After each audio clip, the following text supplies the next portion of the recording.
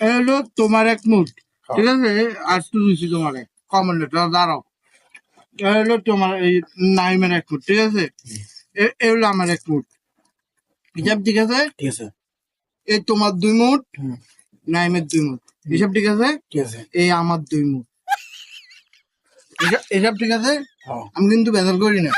এই তোমার 3 মুঠ, এই নাইমের 3 মুঠ, 1 2 3 মুঠ, ঠিক আছে? হিসাব হিসাব ঠিক আছে?